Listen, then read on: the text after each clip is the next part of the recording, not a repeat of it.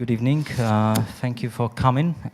You spread in the room, so create the mimicry of a crowd. So thank you for that. Thank you for coming tonight. I'm really sorry if I will repeat it myself, and if we'll repeat some things, but we are after 2 days closed seminar sessions, and that's the reason why we are meeting tonight to summarize the ideas and points of our inner discussions regarding to the project which CCA Ujazdowski Castle is involved, called Perverse Decolonization. The initiators of this project is the institution from Köln, Academy of Art of the World, and the founders of the project itself is Ekaterina Degot. Welcome you, Ekaterina, and the board, art historian, writer, curator, as well as author of the several books regarding the Russian 20th century art, conceptualism. That's a few of subjects which Ekaterina touch upon. And other person who is involved in this project and as well co-founder is David Riff. Welcome, David. David is a member of Academy of Arts of the World and head of publications. Author, translator, artist, and curator. A part of heads of the project, we invited for these 2 days seminars several scholars from Poland, and Sowa, Magda Szcześniak, and Tomasz Zarycki. There are three of our guests. We hosted as well Andrzej Leder, Monika Bobako, and we have input from the artist perspective, Joanna Rajkowska. So I will briefly introduce the rest of our guests. Magda Szcześniak is a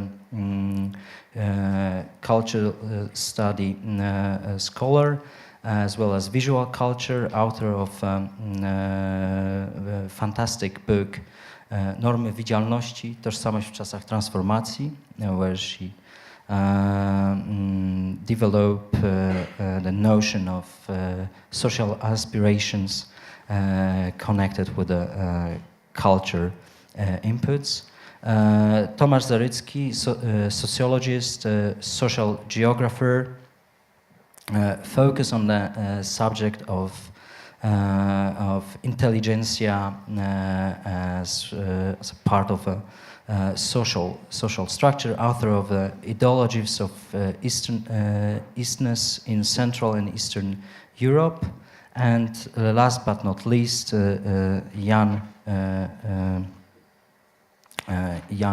Sowa, activist, sociologist, author of a significant book, Fantomowe ciało króla. So this board participated in these 2 days seminar sessions, where we discussed the notion of the perversive decolonization. What is perverse in this decolonization process, and how to address that matters in a Polish context, in context of Poland in a region and in a relationship in Europe. And tonight that will be a sort of summarize, I will call, of some of the key points of our discussion. We will not come up with a concrete conclusion. We actually open it a few interesting questions which we'll like to share with you. And this project, Perverse Decolonization, will continue for the rest of the year. And similar seminar sessions will happen in several locations where the partners other partners of this project. So we will be a seminar session in Hong Kong, Chicago, Stuttgart, Cologne, and it will end up with a symposium and a publication. And hopefully we'll have a chance to share broadly with the public the output of this project. So without further ado, if I can ask David Riff for the introduction to the project itself.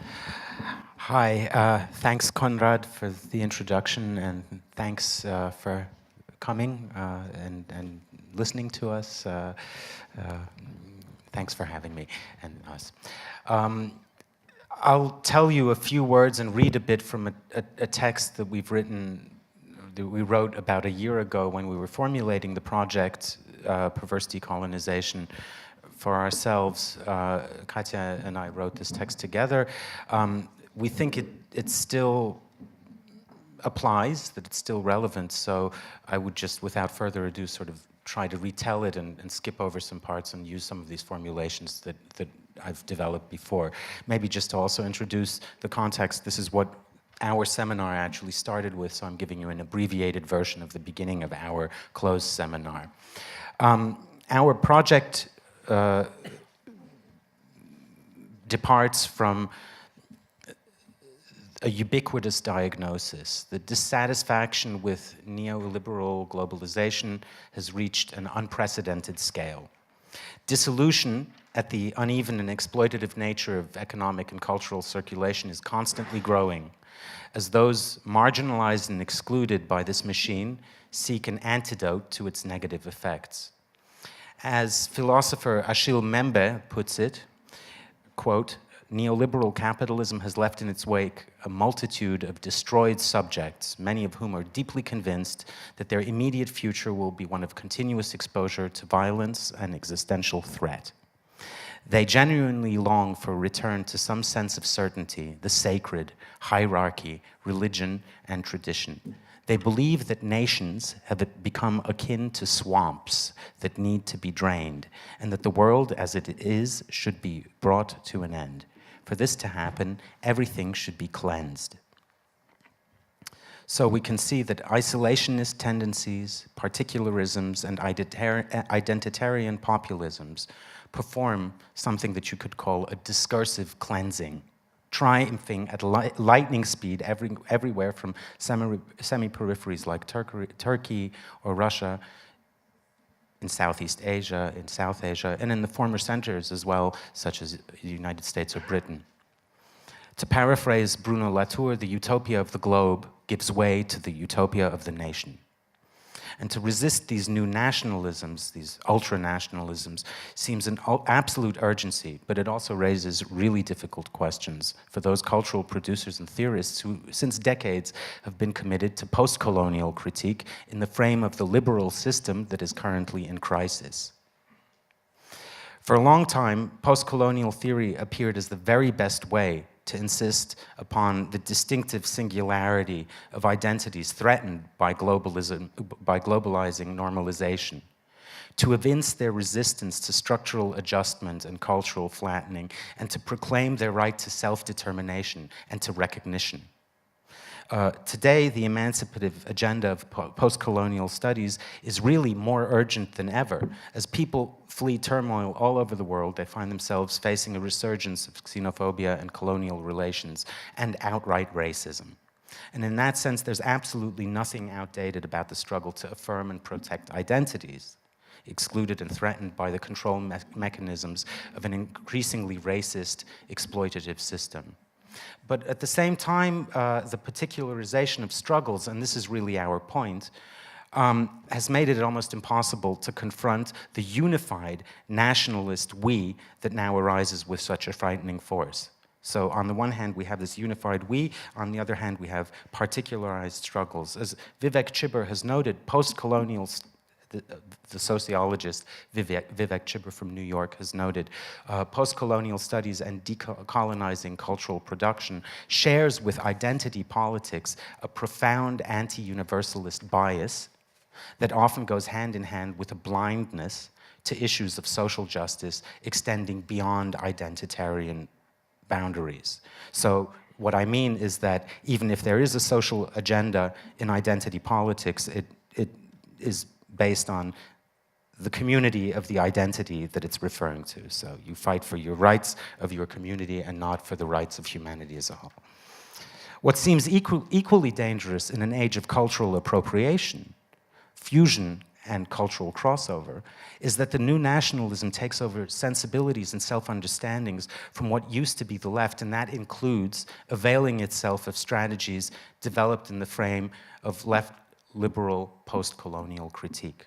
The new right, or alt-right, not only benefits from the left's ongoing fragmentation, it steals discursive weapons, including the rhetorical repertoire of identity politics and post-colonial theory.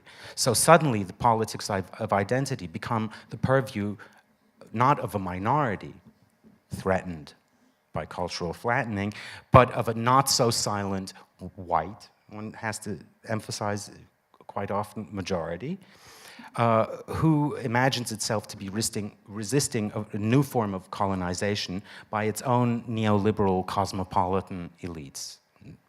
Cosmopolitan is a very problematical term here. Indeed, looking at the new rights rhetoric, we can sometimes recognize the uncanny return of rhetorical elements from our own context of decolonization, where diversification of universalism, for an example, termed by Walter Mignolo, leading post-colonial theorist, the strategic essentialism of the subaltern that we know from Gayatri Spivak, another key theorist of the post-colonial field, become argumentative strategies to overcome the remnants of the colonial system, but now they become arguments of new nationalist agendas, insisting upon the right to essentialize their ways into a parallel dimension. The worrying takeover of identity politics by the alt-right or the neo-nationalist movements in Europe should not prompt feelings of helplessness and ubiquitous corruption.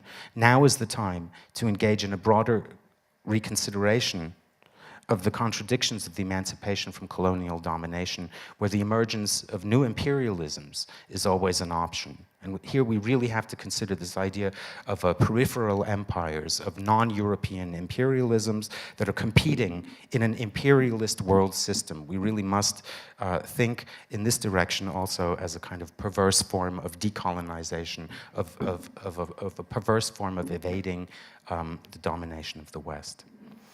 So maybe I will cut this short here and not now mention the different diagnostic points that we sort of proposed for this, instead leaving time for my colleagues maybe to retell some of the aspects of this discussion that we had here.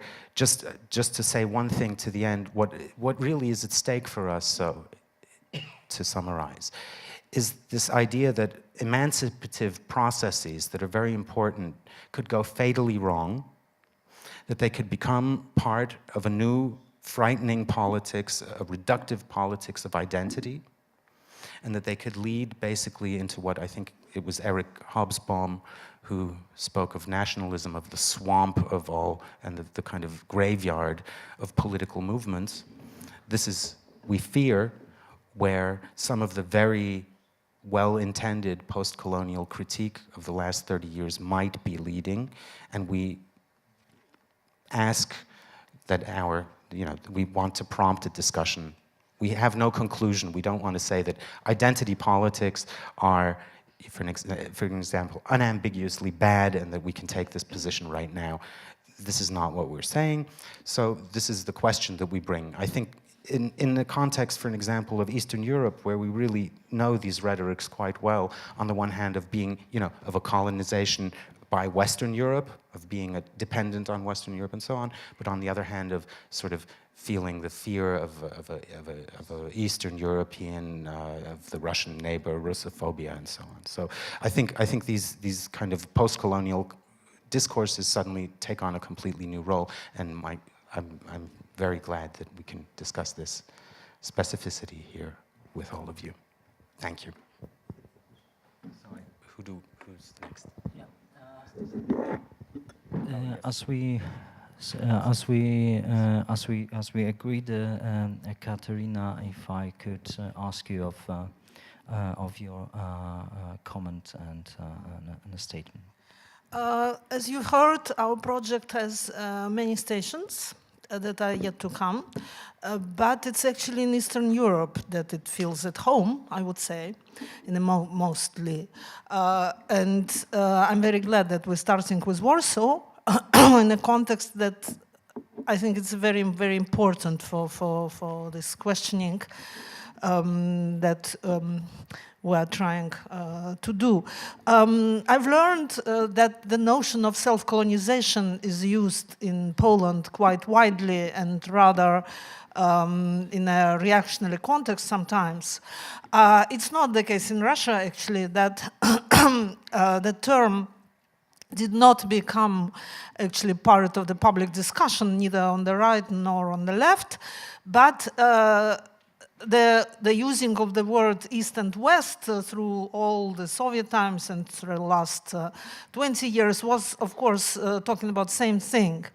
The group of independent artists in the 70s in Moscow called themselves members of imaginary members of International Geographical Club. That's the same idea of this self-colonization, but where they imagine themselves assimilated to the colonizer, to those fictitious colonizers. So they were imagining themselves that they are going out to the street every morning and observing the Moscow everyday life. They were feeling themselves members of International Geographical Club who are writing each week these fictitious reports to this international club that has forgotten about them completely. So they were feeling totally disconnected, of course, in an absolutely fictitious way, from the rest of the society, whom they were seeing as some sort of indigenous population. So that, of course, totally colonial fantasy changed actually when the capitalism came. So very significantly, one of the young artists at that time, Konstantin Zvezdachotov, described Russia as white Africa in one of his works, and seeing himself as totally part of this white Africa. So he, for the first time, he has seen himself in a real context of a global inequality, economical at that time, but also cultural. So he totally identified in a first feeling of first movement of solidarity with that Africa that remained something totally fictitious before.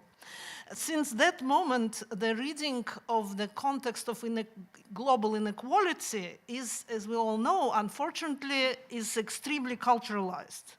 So the first way of talking about inequalities is through post-colonial or decolonizing discourse. That actually is nothing else than this culturalized reading, and it requires actually a conscious step, which we tried to work on in our meeting, to move from that to actually economical inequalities and returning to that. Still, this post-colonial or decolonizing discourse that dominate our intellectual life now, and for a reason, because of course that history is very present, requires some adjustments, I would say, or some nuanced or more dialectical reading in the context, more entangled context, I would say, than the others, that the situation was more simple, like black and white, or the situation of Central Europe or Eastern Europe. I'm working now, I moved from Köln recently, where we started this project, to Graz, to Austria. And in the frame of a festival I'm working on, several years ago, there was an African-American researcher who came to work on the border of Austria and Slovenia, which was passing to Austria, Slovenia, and also other countries through the centuries back and forth. And she immediately created a project that was about, protecting Slovenian minorities. Like Slovenian minorities on this border issue have to really have a right to their own inscription, language, schools, something like that. That sounded very reasonable, but didn't actually meet any understanding in the Slovenian minorities themselves, who actually saw, some of them actually saw themselves as Germans that were forcefully Slavonized, their families, like back in the 18th century. So the attitude of those people was very, very different and much more nuanced. And I just want to refer here, if we're talking about art, so my last exhibition, which I did in Cologne, that was not directly related to this project, but to me it is, it was called Stealing from the West. So the exhibition behind this title was about a counter strategy, which is not about protecting your rights or our rights as a minority to our own language, culture, whatever it would be, rituals, religion, whatever. So this is, we have a right to have it and we have a right to proclaim it, which is definitely the case. But there is also another right. There is the right of us to the culture of the colonizer, yeah, so to speak, of an imaginary colonizer that would be the West, who colonized all us. Yeah, we can, all of us, yeah, we can say so. And this is something all of us have a right to. In the same way, we have a right to consumer goods. Why it's just Coca-Cola we have a right to? In the same way, we have a right to the Western high culture, let's say. And this is the way of sometimes very subversive, actually, thinking of several artists I exhibited, and one of them is it's a very well-known, already old work of Lawrence Abu Hamdam, who reproduced a painting. It's a real story about an Arab collector who commissioned a copy of a very famous painting by Géricault, who represented a French officer in a combat with Arab Bedouin forces, whatever. So this Arab collector commissioned this painting, but who represented an Arab officer. So he used the form of the colonizers' high art as a weapon of post-colonial struggle, so that is actually possible. And another example I wanted to give here is a film by Yuri Lorlov, who made a film about a South African pharmacologist, it's a real story, who was on trial in the 30s of 20th century. And according to contemporary way of thinking, we could think, okay, he was probably not allowed to practice he was black, he was probably not allowed to practice his indigenous pharmacology. Absolutely the other way around. He was actually forced to practice his indigenous pharmacology while he actually wanted and was very successful in producing penicillin and selling it to the white clientele. But that was actually not accepted because he was overstepping the field he was, by that way of thinking, confined to. So these are some of the artistic or intellectual examples that are somehow making our project maybe more tangible. But in general, of course, this is all about their inequalities, I would say, and the different languages of these inequalities, where decolonizing is just one of them, and we have to know how to use it wisely, yeah, so to speak. To whom should I give? We have Who should you?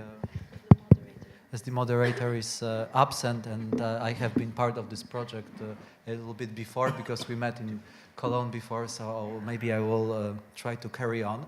I would like to elaborate upon three things: the sense of this term, perverse decolonization, the roots of the problem, where it originates, and also what is the stake. All these things were mentioned before. I just want to elaborate a little bit. Because actually our critique of identity politics and the way decolonization is happening is by no means a negation of the actual problems that these policies refer to. So we do not want to say that many kinds of oppression, domination, exclusion, etc., is not there. Absolutely, we accept that these wrongs are part of our social world and they need to be addressed. What we do not like is the wrong way of righting the wrongs. So it's a kind of dialectical concept or dialectical approach. Let me show it to you on a more specific example of our Polish problems, but also Polish theoretical discourse. So one of the examples of this perverse decolonization is the fate of post-colonial theory in Poland that has been captured to an important, in my impression, to dominant extent by right-wing identity conservative politics. So post-colonial theory in Poland has become what Klaudia Snochowska-Gonzalez described as a management of collective trauma. This is what Eva Thompson or Dariusz Skurczewski are doing, right? So post-colonial theory is only used in such an extent as it allows us to talk in a new, also fashionable way about our old and traditional suffering. So we're colonized by the Germans, dominated by the Russians, and now we are colonized again by the West, European Union as a colonial project, Brussels as a new imperial capital, etc., etc., etc. There has been very limited attempts, for instance, to use this language in a critical way to describe what we did in Ukraine, for example. I'm not saying that it has not happened. Of course, there were attempts done by Polish scholars, but also I would mention a great book by Bogdan Huk, Ukraine, Polish Heart of Darkness, that is precisely an attempt to use post-colonial theory in this way. However, the dominating use is to express our suffering, our trauma, in this kind of allegedly progressive way. So we have a very perverse capture of something that originated, you know, when you think, what are the founding figures of post-colonial theory, right? For instance, Frantz Fanon, right? Frantz Fanon was a revolutionary. He was not only writing books, he was fighting. He was not nationalist. He was very much, you know, the wretched of the earth. This is a quote from a radical communist tradition, right? So all this is gone. What is left is affirmation of our identity as a way of precisely righting the wrongs. Now, to give you a more precise example, I think we have had a lot of discussions about this new law regarding the Institute of National Memory. And I think this is a great example of this perversion and problems that stem from it. Because, of course, you know, this part of the world, Central Eastern Europe, of course, that was the arena or a place or a sphere of extremely traumatic and problematic things that have been happening throughout centuries. And I do not only think about the Second World War and 20th century. You go back, you have the trauma of serfdom. Majority of populations living here were in a slave-like conditions, right? Later you have all kinds of wars in 19th century. The so-called partitions where the state disappears and is divided between three nations, Napoleonic wars, right, that, you know, French fighting Russians on this territory back and forth. Then the First World War, then 20 years of relative stability, then the Second World War, then the Eastern Bloc and Soviet Empire, and then neoliberalism. So, of course, there has been a lot of suffering, a lot of problems, a lot of domination, also this kind of problems of symbolic recognition, that we are a kind of a worse Europeans or second-class Europeans. Of course, all these problems are here. Yes, these are, as Timothy Snyder called this region, the Bloodlands. This is where tens of millions of people were killed. And, of course, the Polish population, a huge part of Polish society, especially lower classes, have also been victims of all that. So there are a lot of wrongs to be somehow leveled or somehow compensated for. And of course, they also were part of a sort of a global capitalist world system. This is what Immanuel Wallerstein describes as periphery, right? And that was very well described by the Polish School of Economic History, showing that actually this part was the first third world. I do not like this expression third world. I think it's not a good description. I prefer periphery or semi-periphery, but I use it because it's used in circulation, so it's easy to understand. Bismarck referred to Central Eastern Europe, saying this is our Africa. This is what we are going to colonize, apart from colonizing Africa as well. So, of course, this problem of a lower status, suffering, exploitation, etc., it is there. However, now, in order to symbolically fight or overcome this lower status and to somehow right the wrongs, we are enacting a law that is actually trying to cover one wrong with another wrong, right? So now we will deny any participation in anything that was bad.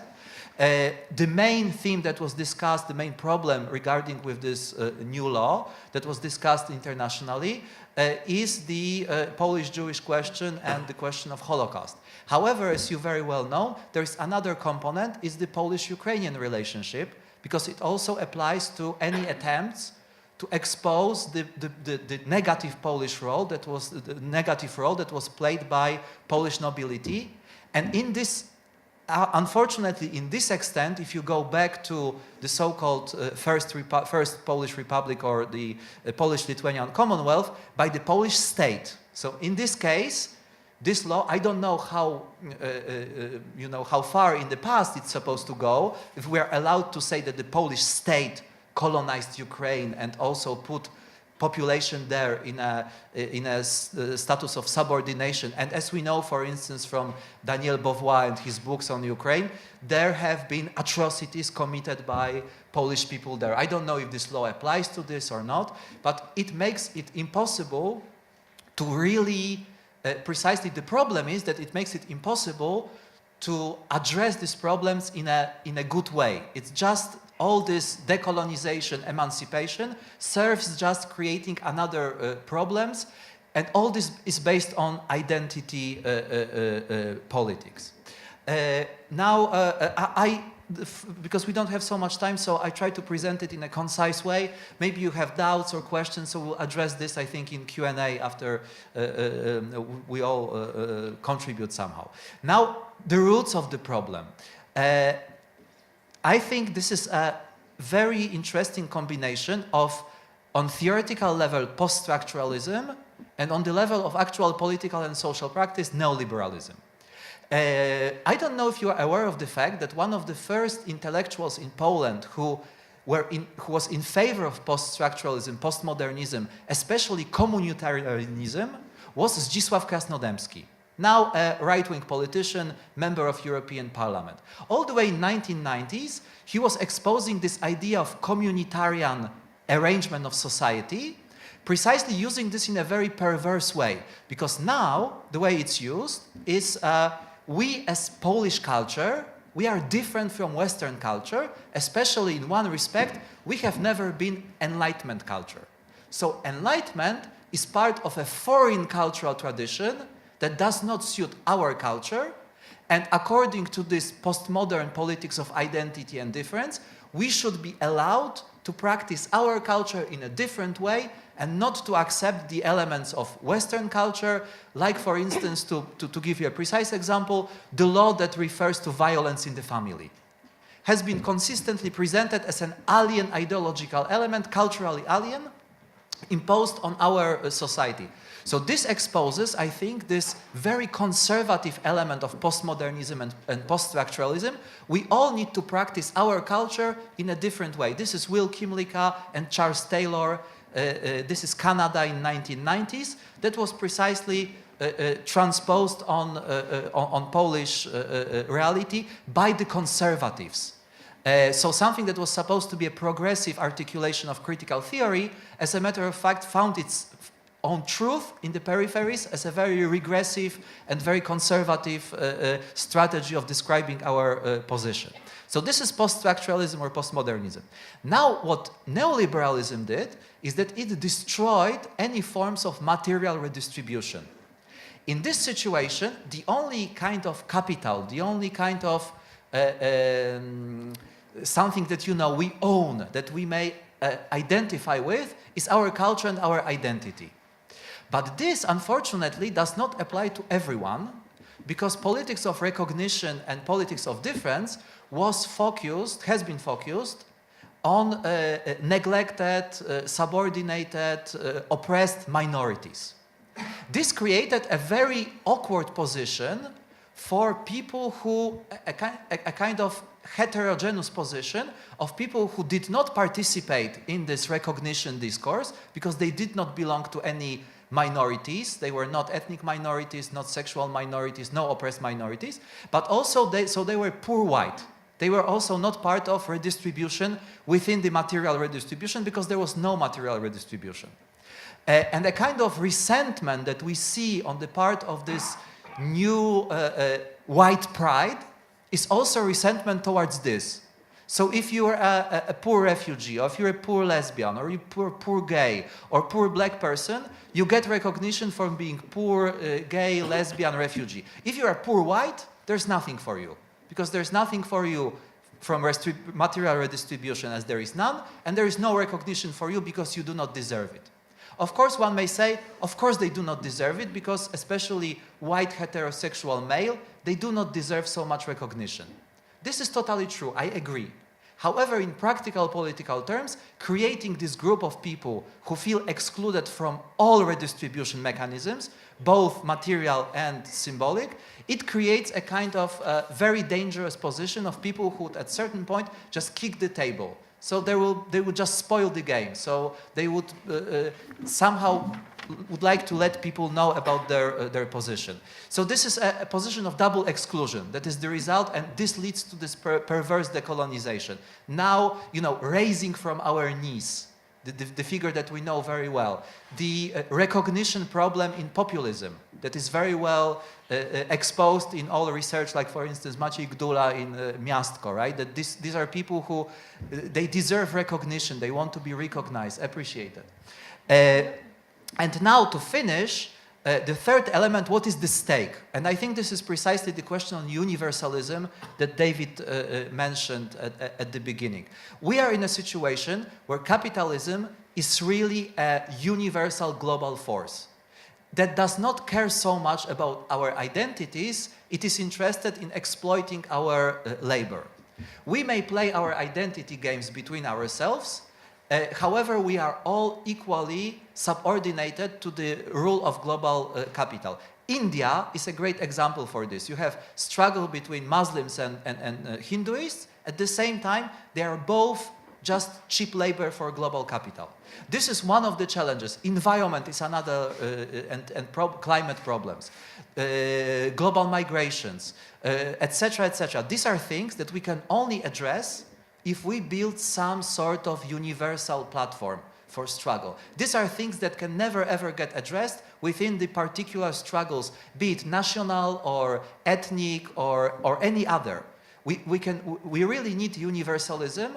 It's not a theoretical exigence or something that we should do because it's an obligation. It's a practical matter. That if we do not construct some sort of universal horizon, we're really doomed in confrontation with capital because capital is a universal force in terms of its global power. So now the question, the stake is how to construct this universalism. Of course, I understand all the criticism of traditional universalism, and they have been problematic because every time white people were coming and talking about universal values, that was to let other people know that they cannot emancipate, they cannot practice their culture, etc., etc. So universalism has been, and this is true, has been a part of a certain domination scheme.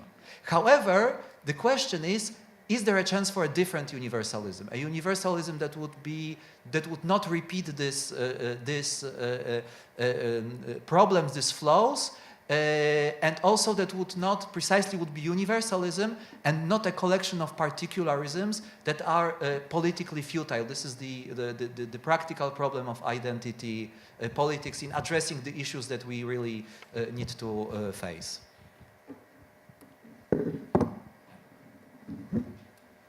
Sorry for that, I disappeared, but emergency call from one of our participants. So I probably missed most of your talk, but what I grasp, and this question of, and as I follow that correctly, this to create new universalism, and is it possible? This is an open question.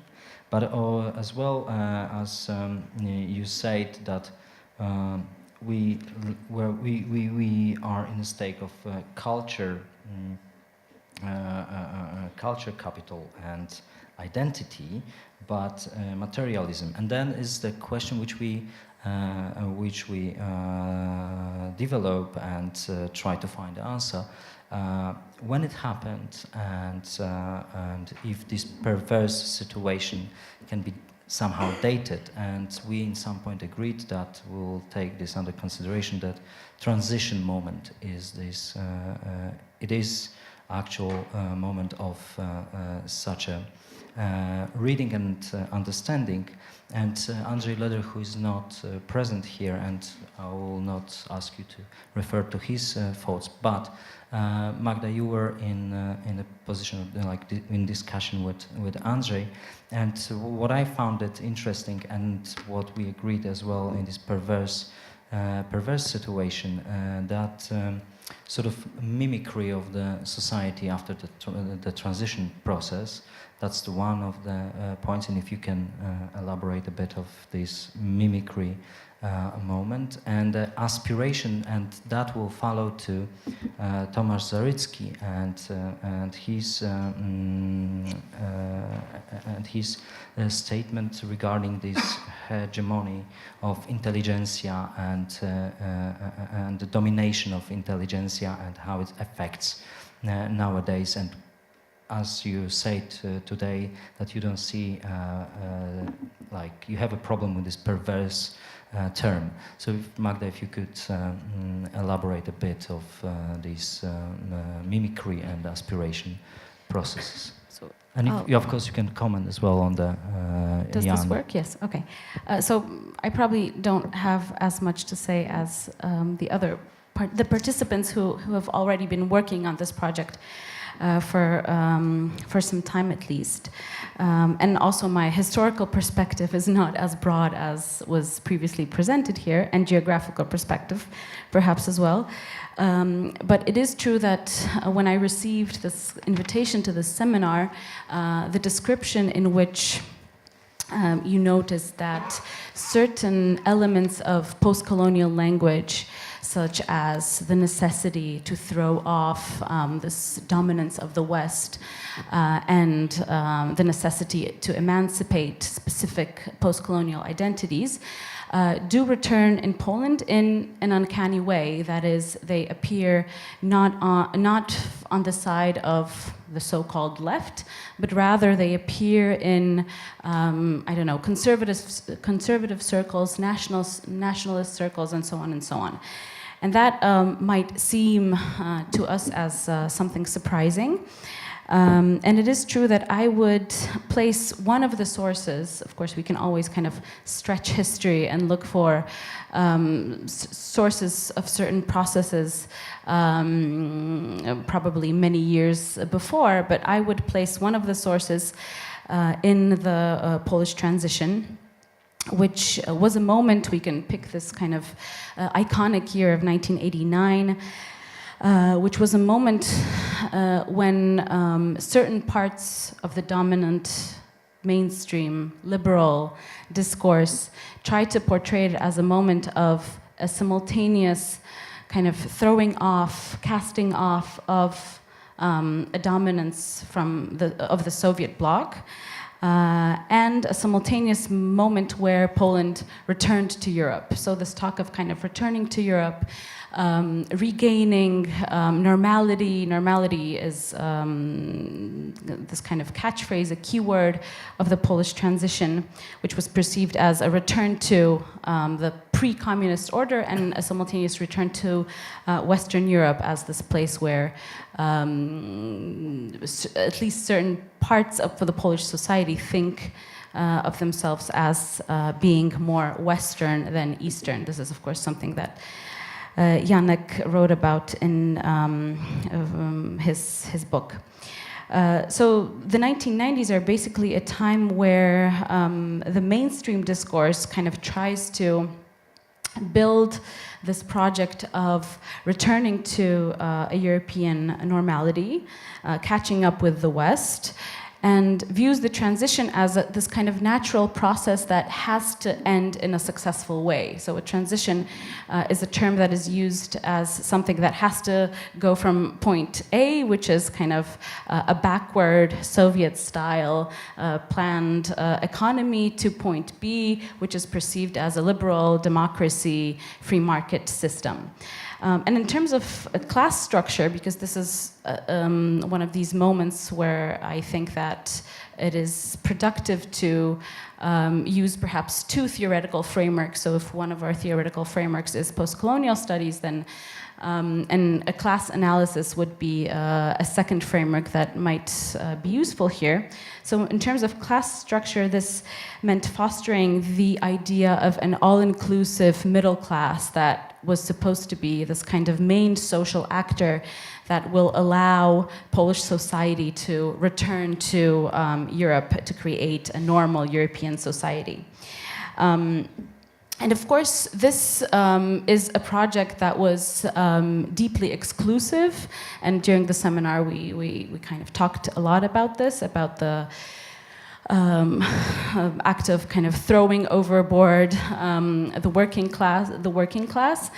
But it was also a project that it quite quickly became clear, and this is perhaps not as visible from a contemporary perspective, it quite quickly became clear around the mid-90s that not everyone can not everyone can become or can fulfill this ideal identity of a middle-class member if we understand it as this kind of self-sufficient, entrepreneurial businessman who doesn't have to rely on anyone else, doesn't have to rely on certain broader structures. It doesn't have to rely on the state. So it quickly became clear that this project is impossible to fulfill, and that the middle class itself also will have to undergo a certain differentiation. And here, of course, if we think of the kind of dichotomy between the center and the peripheries, it also became clear that that there will be a couple of centers, a couple of big cities that will become these kind of natural surroundings for this new Polish middle class, and that the Polish peripheries will be also kind of thrown overboard. So this is for me, the mid-90s for me, when I look at my research, is also a moment where it becomes clear for the liberal mainstream discourse that not everyone can become this kind of, fulfill this kind of Western middle class ideal, and that not everyone can perfectly imitate the Western middle class. So arises a group of people who, if we look at it in terms of class structure, would probably occupy the place of somewhere the lower middle classes, who in a certain moment start feeling a growing resentment. So if we try to answer the question which the aforementioned sociologist Maciej also posed, why does the ruling party in Poland have such high social support, it becomes obvious that it is not only, as perhaps we in Warsaw would like to think, that it is not only the Polish working classes that have these authoritarian nationalist ideas, but that it is also the lower middle classes, the middle class, and perhaps even the higher class that supports this kind of nationalist rhetoric that is being supported by our current government. This seemed to me an interesting question. So kind of the relation between this anti-European discourse and the class structure, the question of why the middle classes would also be, although they in obvious ways benefited from the fact that Poland became part of the European Union and so on, why would they also be, in a sense, sympathetic to this perverted post-colonial language?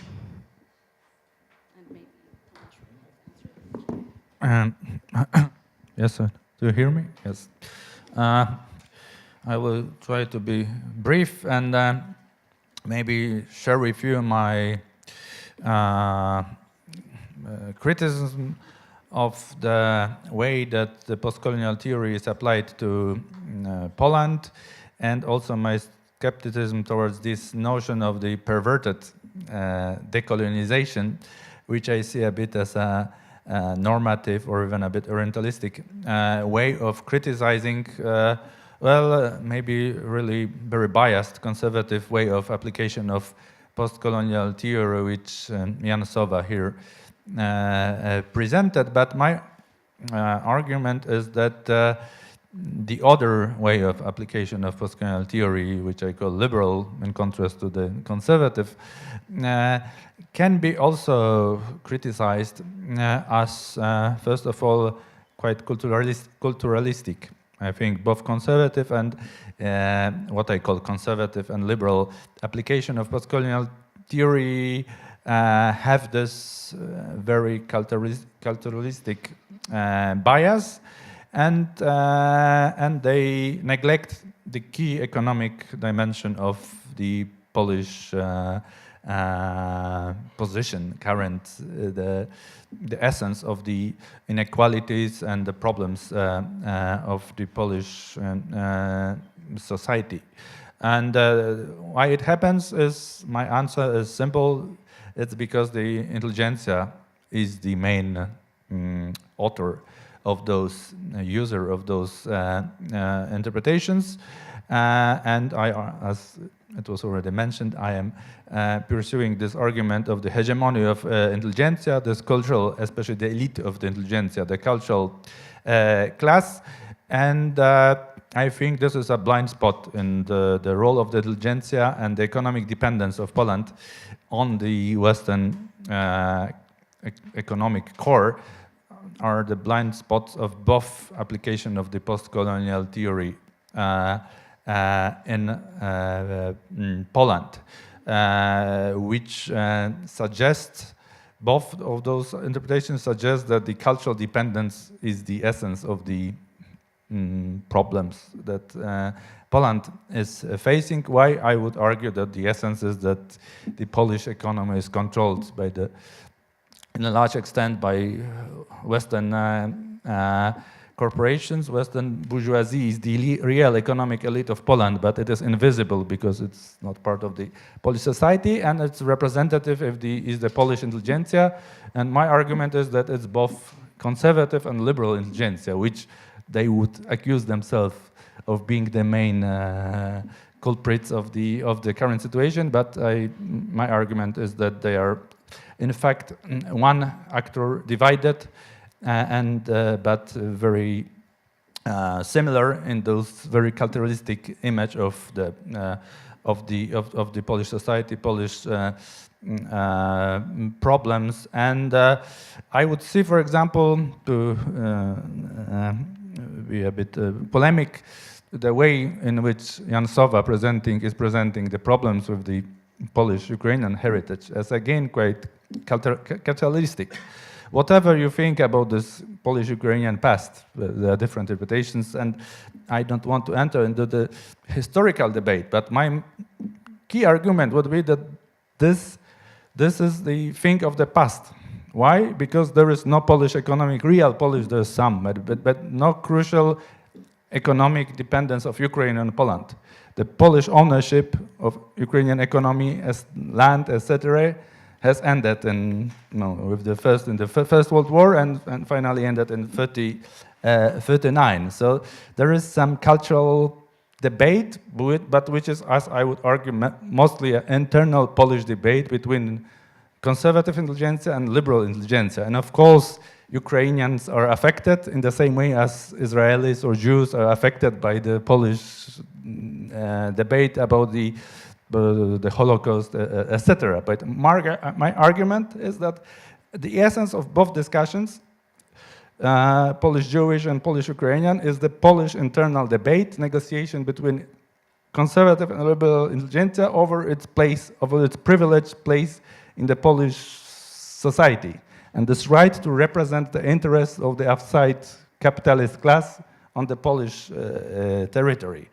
And so arguing that there is a problem with Polish-Ukrainian past, I think, is a culturalistic argument which misses the key question of the external dependence of Poland on the global economic core. So this would be my short summary of my argument. It's working. Yeah, it's working. Thank you. I will not repeat the questions. Is it working? Yeah. Repeated the questions. It's this is what you provide and what you presented openly.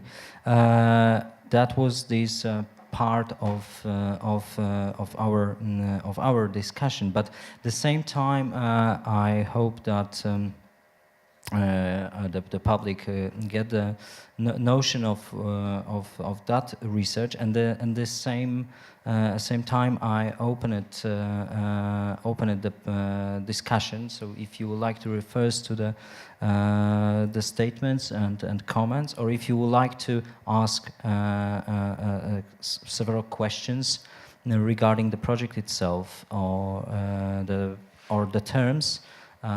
Please raise the hand, and I will come to you with a microphone. Yeah, and at the same time I opened the discussion.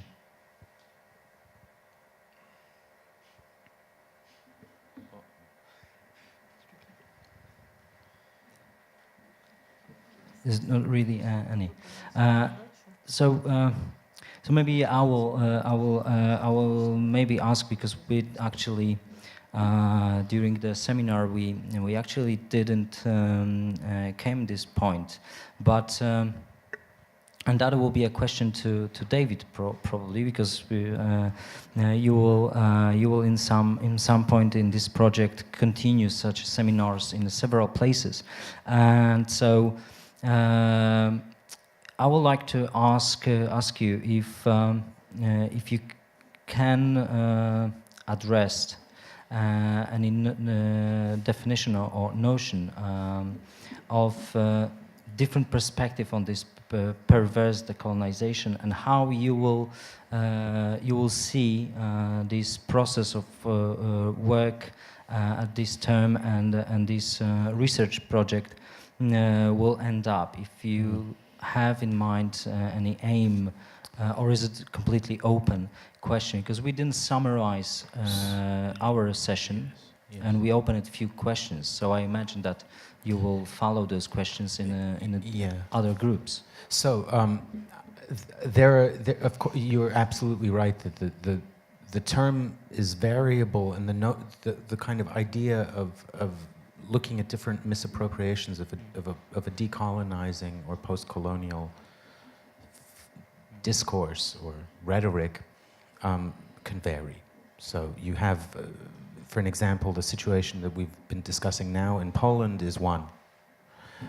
The idea of being colonized both by West and East, of sort of being an occupied territory, the bloodlands, as you quoted Timothy Snyder and so on. This is one very particular context, and we could think of others. So, for an example, we could think, how does this work in Hong Kong? Yeah, how does decolonization, on the one hand, from Britain, open the doors to a new Chinese nationalism that's then rejected, and then a kind of new Hong Kong identity is constructed. We've had very many interesting discussions with our colleague Cosmin Kostinas, who's a curator working in Hong Kong for many years now, and he will, I'm sure, bring a very unique perspective, and the people he will invite will have something very different to say, of course, about these things than here. So we see in parallel what's happening actually in the world all over the place is that histories are being erased, so real histories are being erased. There's a kind of global revisionist moment, and identities are being constructed. And we're interested in how these identities are playing with emancipation, kind of providing an image of emancipation, a cultural image of emancipation, while not addressing inequalities that arise. For an example, in Hong Kong, of course, you have inequalities. Of course, these are being buried under the kind of general, very differently coded, not conservatively coded, actually, uprising against the the mainland Chinese domination that you have now, with all the problems, all the anti-communism, all the anti-social rhetoric that could also come into that, but also with all the populist kind of rise and upswing that you could have, upsurge that you could have in that. So that would be one example. Another one would be, for an example, to look at a very different situation, like in the United States, where, and here, immediately, like we have a partner in Chicago who we had a Skype with planning one of the next meetings.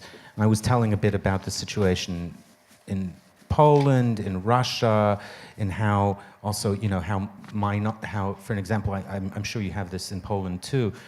In Russia, hate crime legislation is used to protect not minorities but majorities, right? So, for an example, you have this absurd thing that hate crimes legislation that was passed in the 90s is suddenly applied to protect the police. So the police declares that it's a minority that's being persecuted by some activists, and that it's because there are fewer police in all of Russian society. There are only 200,000 policemen, and it's a small minority. They deserve protection, right? Or, for an example, so this is a really terrible thing. In the United States, of course, this works completely the opposite way. That how could you say this? We need more hate crimes legislation. We need more of this. But at the same time, the extremely divisive climate now suddenly brings things that are kind of similar, where you have on university campuses a strong censorship of right-wing positions, where then the provost of a university has to intervene and say, no, we have freedom of speech here. We need to, protect the right-winger.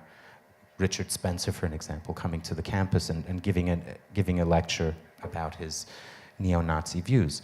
So, I mean, I think that you do actually see similar, you see different articulations of a similar problem over context, and we're very interested in looking at those differences.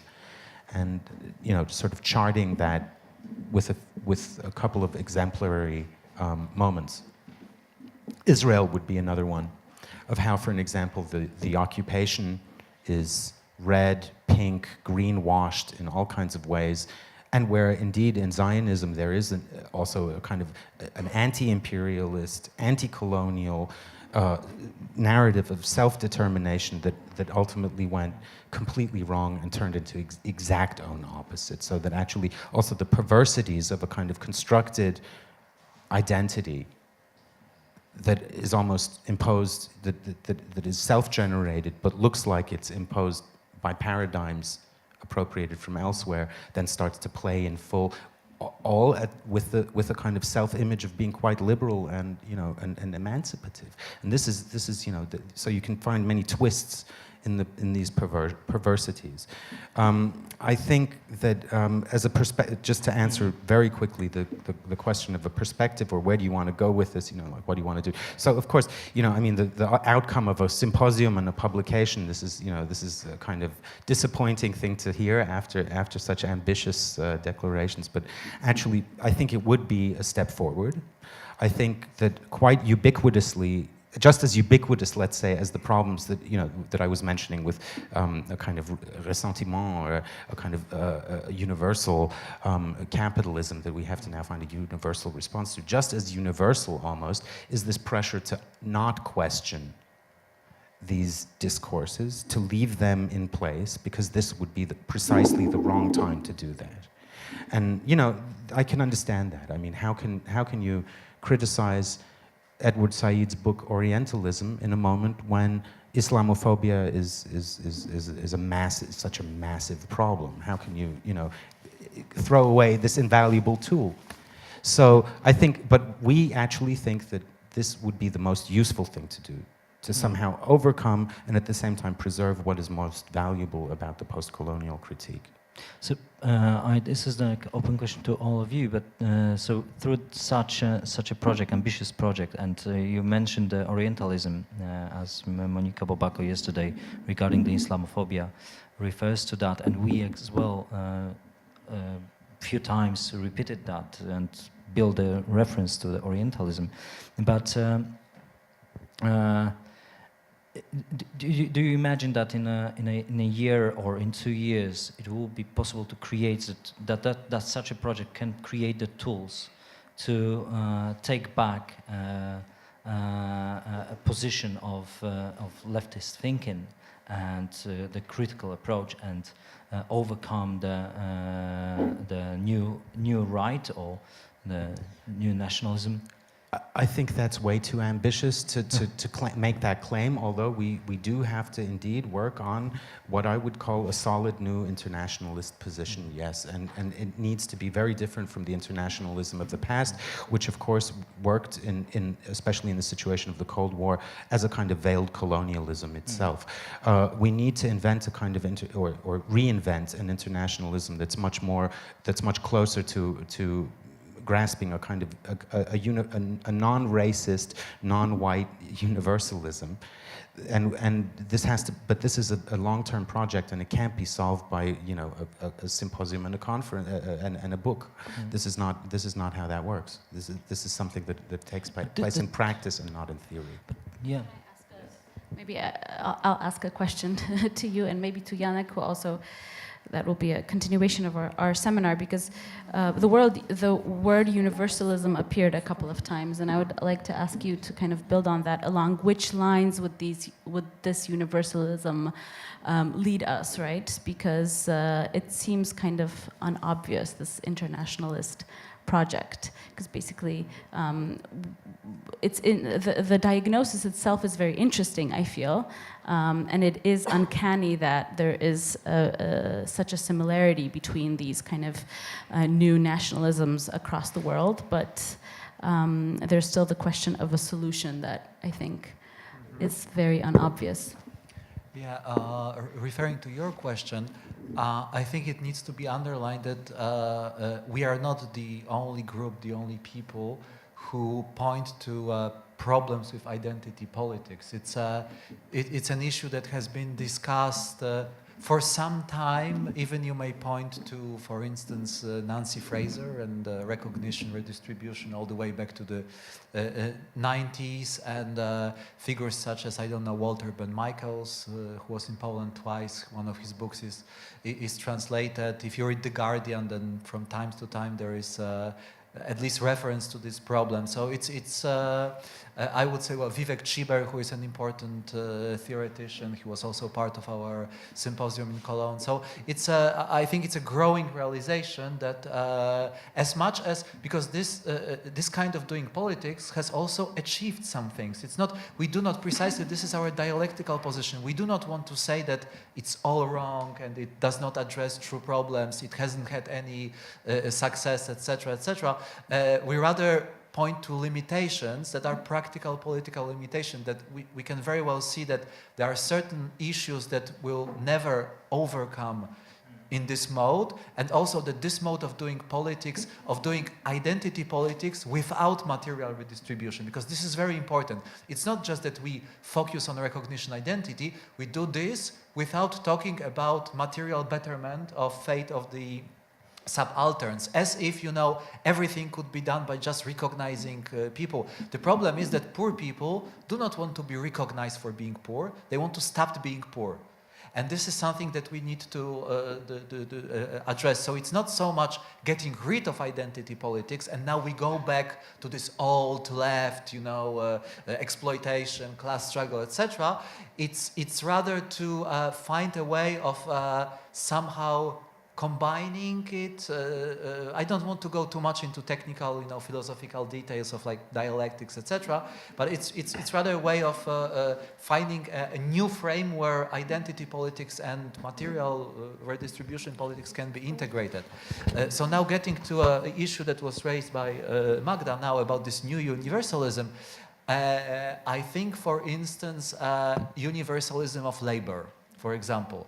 Redefining something, for instance, when you take Andrzej Leder, who was part of our seminar, he's not here.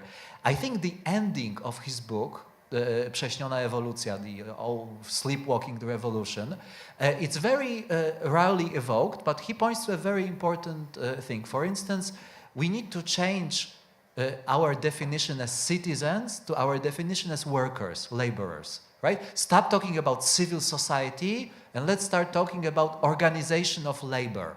And here you may very well see precisely, you know, people working in call centers in India, Poland, or maybe Chile, despite being completely different in terms of their religion, ethnic identity, etc., they face the very similar problems in their daily existence, and this is problem of precarious employment, lack of stability, debt, for instance. Yeah, here's another, I think, material, you know, the problems of American graduates and Polish middle class is both debt. Right, that the condition of their existence is very much marked by the debt, or our dependence on financial markets and what is happening on Wall Street and London, and then suddenly Iceland goes bankrupt, right? So this kind of universalism that refers precisely is sort of countering the hegemonic global spread of capital and the problems that are generated by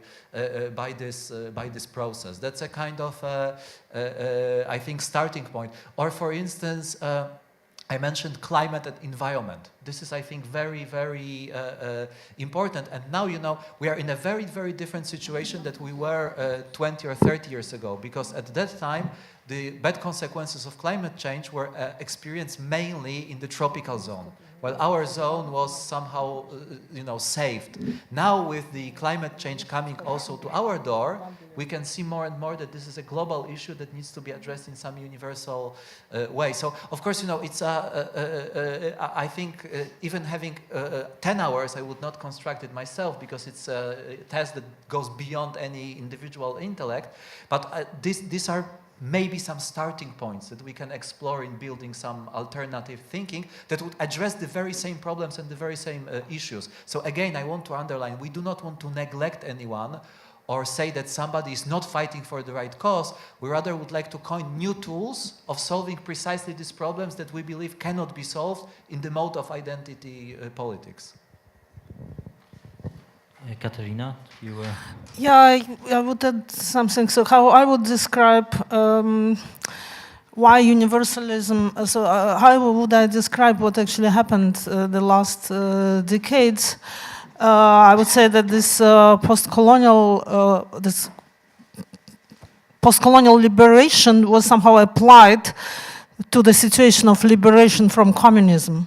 So communism was seen not just in Eastern Europe, but all over the world, was seen as some sort of a colonial force that suppressed the diversity. So colonial and totalitarian, totalizing force that was suppressing differences between us, like ethnic or whatever. So there is a position that it was also suppressing the difference between men and women, because women in the socialist world, they didn't look, you know, like feminine enough.